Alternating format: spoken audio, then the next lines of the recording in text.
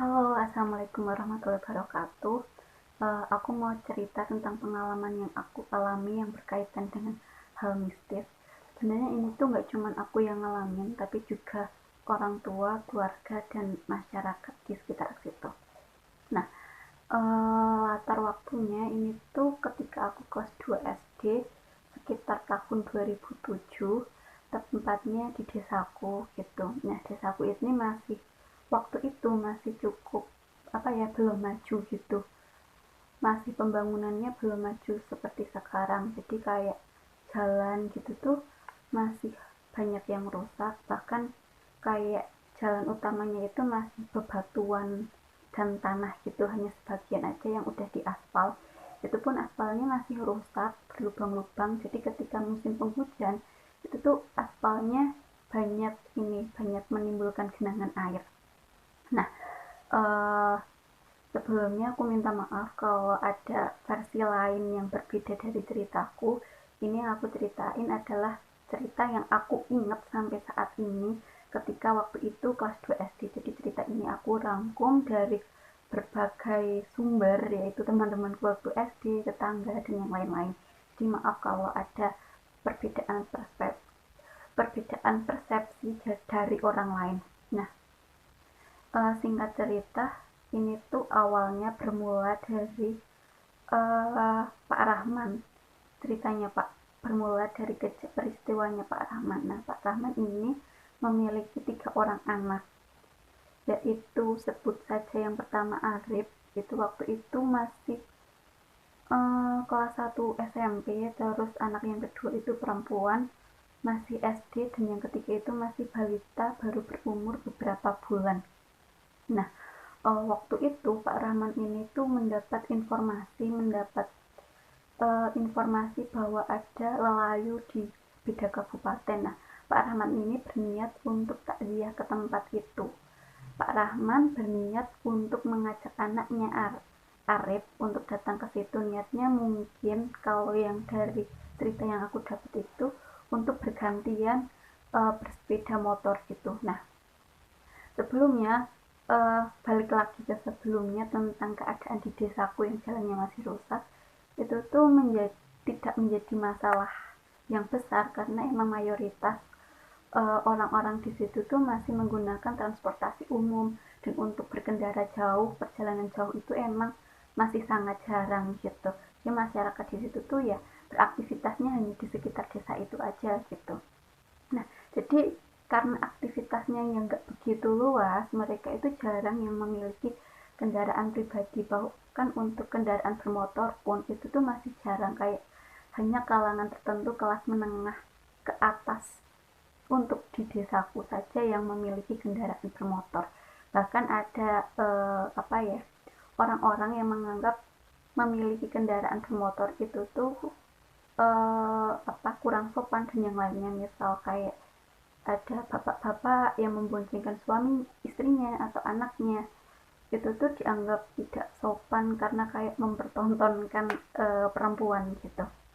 Jadi masih seperti itu waktu itu. Nah, ketika Pak Rahman dan si Arif ini takziah, mereka menyempatkan untuk mampir ke pom untuk beli bensin. Nah, ketika setelah membeli bensin itu, mereka mau nyebrang jalan, tapi sayangnya yang di depan itu yang kemungkinan adalah Arif itu tuh nggak tengok kanan kiri, jadi akhirnya di arah yang satunya itu tuh ada kendaraan bermotor yang sedang membawa muatan tempe, dan tidak bisa terhindari, akhirnya mereka tabrakan gitu.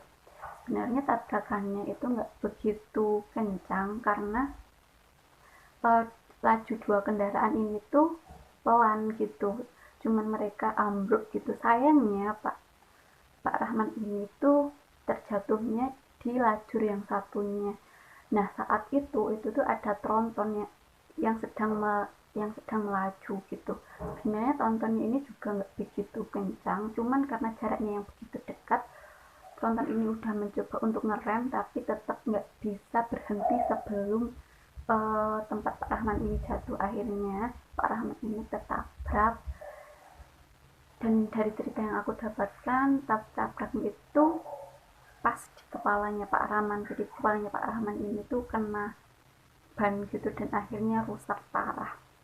Nah, untuk si Arif ini tuh lukanya sebenarnya nggak begitu parah, cuman ketika dia melihat bangun setelah jatuh terus bangun dan melihat ayahnya dengan kondisi muka dan kepala yang sudah rusak, ada yang menceritakan si Arif ini shock dan akhirnya meninggal di tempat juga, terlalu kaget dan akhirnya meninggal gitu. Nah, kemudian jenazah Pak Rahman dan Arif ini dibawa ke rumah sakit untuk dibersihkan dan disucikan juga.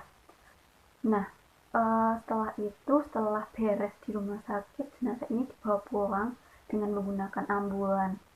Sebelum jenazah ini dibawa pulang, di desa itu udah rame gitu kepulangan Pak Rahman dan peristiwa kecelakaan ini gitu. Setelah sampainya di rumah, ini tuh mereka itu udah dalam keadaan udah ditaruh di peti jenazah itu, cuman karena dari pihak keluarga itu tuh kayak belum begitu yakin dengan penanganan jenazahnya sesuai syariat Islam, kayak dimandikannya kayak kurang mantap gitu, akhirnya dimandikan lagi dimandikan lagi di rumah. Cuman kayak orang-orang itu tuh keberatan untuk memandikan jenazah khususnya Pak Rahman karena emang mukanya udah rusak, ditakutkan kalau cara memandikan itu nggak sah gitu. Jadi pihak keluarga meminta salah seorang Pak Yai yang dianggap lebih mengerti tentang fikih untuk memandikan jenazah Pak Rahman. Akhirnya jenazah itu dimandikan, terus masuk ke prosesi. Jenazah itu akan dibawa ke makam. Saat prosesi itu suasananya sangat sedih, mengharukan, bahkan beberapa orang yang tidak kuat menangis, terus akhirnya pingsan gitu. Sampai ke makam, jenazah itu dikuburkan, semuanya lancar dan tidak ada sesuatu hal yang aneh. Sampai akhirnya besokan paginya itu tuh ada cerita bahwa Pak Yai yang memandikan jenazah Pak Rahman ini tuh didatangin Pak Rahman lewat mimpinya gitu. Nah, dalam mimpi itu Pak Rahman menggunakan pakaian yang serba putih, terus Pak Rahman ini menyampaikan sesuatu pada Pak Yai yang intinya itu tuh kenapa mukaku nggak dibenerin seperti semula gitu, dan dia meminta untuk memperbaiki lagi keadaan mukanya Pak Rahman gitu. Yang seperti diceritakan sebelumnya, emang mukanya Pak Rahman itu rusak parah karena tertindas ban tronton itu. Nah, setelah itu tuh cerita itu tuh kayak menyebar gitu, terutama di SD ku waktu itu. Pagi-pagi waktu istirahat itu tuh ceritanya tentang Pak Rahman dan anaknya terus gitu.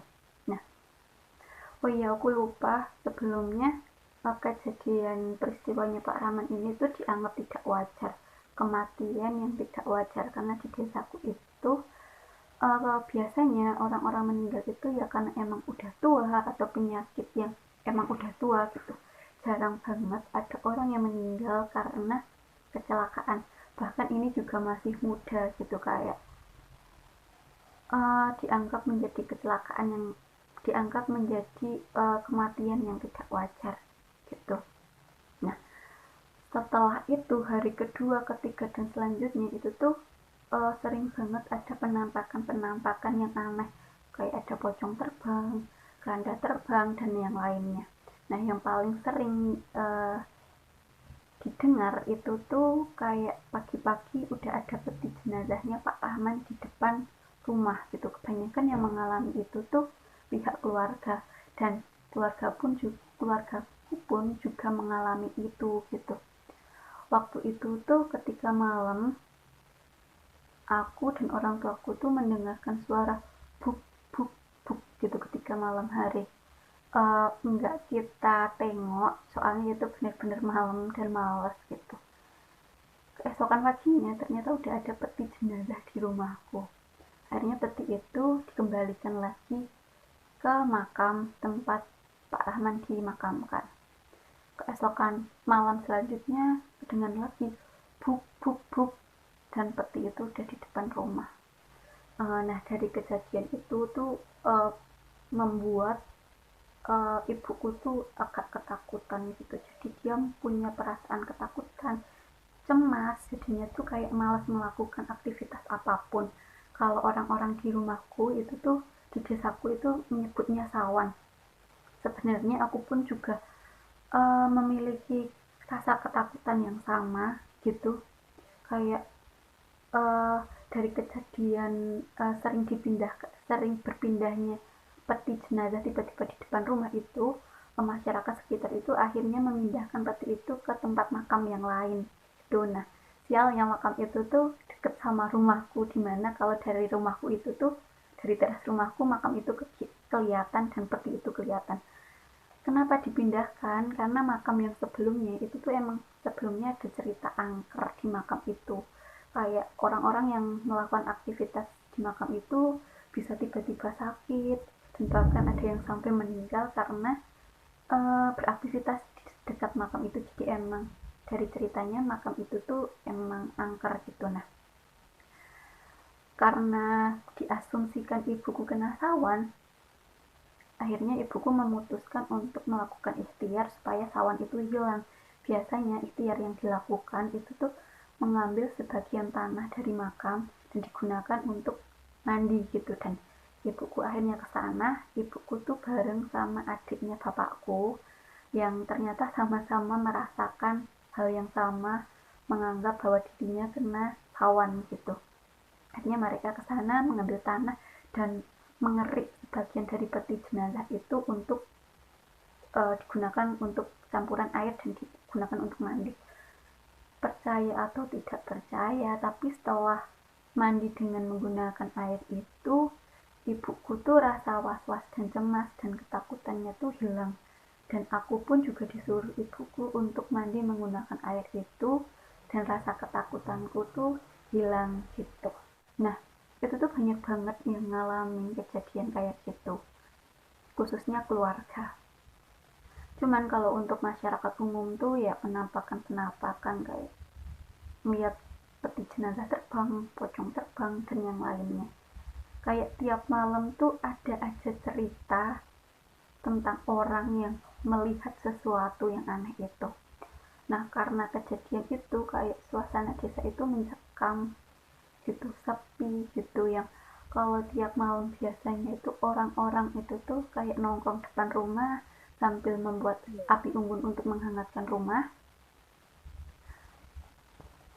Karena emang suhu di rumahku itu dingin, jadi mereka sering membuat api unggun sambil ngobrol-ngobrol gitu. Nah, setelah kejadian kecelakaannya Pak Rahman ini, emang benar-benar satu desa tuh sepi banget. Kayak beberapa orang yang untuk keluar rumah pun itu tuh agak takut gitu, karena waktu itu kebanyakan orang-orang itu tuh belum memiliki kamar mandi di rumah. Jadi kamar mandinya itu masih kamar mandi umum di luar rumah, yang kayak satu RT cuman ada satu kamar mandi umum, atau di musola, di masjid gitu tuh, yang mengharuskan mereka malam-malam harus ke kamar mandi untuk sekedar buang hajat atau wudhu. Itu tuh mereka mengambil air uh, dari kamar mandi umum, terus ditaruh di rumah untuk stok ketika malam hari membutuhkan air gitu. Jadi emang orang-orang itu sangat menghindari untuk keluar malam. Nah, yang paling epic dari cerita ini itu yang dialami mbahku. Jadi ketika mbahku ngalamin ini tuh sudah dianggap aneh gitu, karena mbahku yang ngalamin itu mbahku yang dari pihak ibu, sedangkan yang Pak Rahman ini keluargaku dari pihak bapak. Harusnya mbahku ini tuh tidak mengalami hal yang ekstrim gitu, karena bukan keluarga gitu. Nah, ceritanya tuh gini. Jadi waktu itu omku namanya Limin itu tuh waktu itu tidur di malam hari. Kebiasaannya Limin itu tuh apa namanya, kalau tidur itu membuka jendela gitu supaya anginnya itu masuk ke kamar gitu. Nah, ketika malam hari tengah malam Om Mimin itu lagi tidur, tiba-tiba ada suara kotak gitu. Omku mengasumsikan itu tuh suara semacam batu yang dilempar ke genting gitu. Terus habis itu kedua kalinya suara itu muncul lagi, kotak gitu. Om Mimin yang waktu itu berusaha merasionalkan suara itu mungkin tikus, terus lari-lari, terus uh, menjatuhkan serpihan apa sehingga jatuh ke atap gitu, mencoba merasionalkan itu. Pas suara kedua itu udah mulai buyar, kayak aduh apa nih gitu, apalagi didukung dengan suasana di desa emang lagi mencekam, jadi kayak mau tidak mau pemikiran negatif itu tuh muncul gitu, aduh apa nih gitu, takutnya adalah hantu atau apa gitu. Nah, ternyata suara itu muncul lagi untuk ketiga kalinya, kotak. Yang awalnya masih riap-riap ngantuk, paman tiba-tiba langsung uh, langsung udah nggak ngantuk lagi dan ada rasa ketakutan. Nah, habis itu karena ketakutan, dia berniat untuk menutup pintu jendela kamarnya. Nah, pintu jendelanya itu tuh luarnya langsung ke alam bebas teras gitu loh, jadi emang udah langsung keluar gitu. Nah, pas belum mau menutup, masih dalam selimut, itu ada penampakan dari situ. Di depan jendela pas itu tuh ada pocong. Nah, pocongnya itu benar-benar tepat di depan jendela dan menghadap ke paman Mimin, dan dia bilang, "Min, buka kilawang," gitu. Omku langsung ketakutan, dia keluar kamar. Terus nah, ketika keluar kamar itu tuh langsung uh, bersebelahan sama ruang tamu. Nah, ruang tamunya itu tuh kebetulan pintunya itu juga dari kaca gitu, yang kelihatan dari luar. Kalau luar ada apa-apa itu kelihatan dari dalam. Ketika luar itu penampakan pocong itu juga muncul di jendela ruang tamu. Dia sambil ketok ketok tok tok tok, buka ke pintu Min gitu. Nah, omku langsung masuk ke kamarnya mbahku. Nah, mbahku ini tidurnya sama anak terakhirnya. Mbahku ini udah nggak punya suami, jadi tidurnya berdua aja sama anak terakhirnya. Nah, akhirnya mereka tidur bertiga saking ketakutannya. Jadi setelah kejadian itu mbahku itu tidur bareng-bareng. Nah, paginya mbahku tuh mau cerita ke tetangga-tetangga gitu. Pas buka pintu, itu peti jenazah itu udah di depan rumah gitu. Akhirnya peti jenazah itu dikembaliin lagi ke makam. Nah, setelah beberapa lama itu tuh ketika tidur bareng-bareng itu tuh dari tetangga itu terdengar suara pemuda-pemuda gitu lagi nongkrong gitu, lagi main ke rumah tetangganya mbahku. Nah, ketika malam-malam itu kan suaranya menggema, jadi agak jelas apa yang mereka obrolkan. Ternyata penampakan yang ada di rumah mbahku itu ulah mereka. Jadi mereka itu meminjam mukena terusan itu uh, untuk untuk menghantui omku. Nah, waktu itu emang karena mbahku janda mungkin agak diremehkan gitu, jadi mereka menghantui itu. Dan untuk peti jenazah yang pindah-pindah tempat tiba-tiba di depan rumah keluarga itu tuh juga ulah mereka gitu. Tapi kalau untuk yang ada yang mengaku melihat pocong terbang atau melihat peti jenazah terbang, itu aku nggak tahu. Jadi setelah itu ya udah semuanya kayak kebongkar gitu. Ternyata emang ada oknum-oknum usil yang memanfaatkan kejadian itu untuk sekedar usil saja gitu. Jadi itu salah satu cerita paranormal experience yang pernah aku alami dan keluarga aku alami.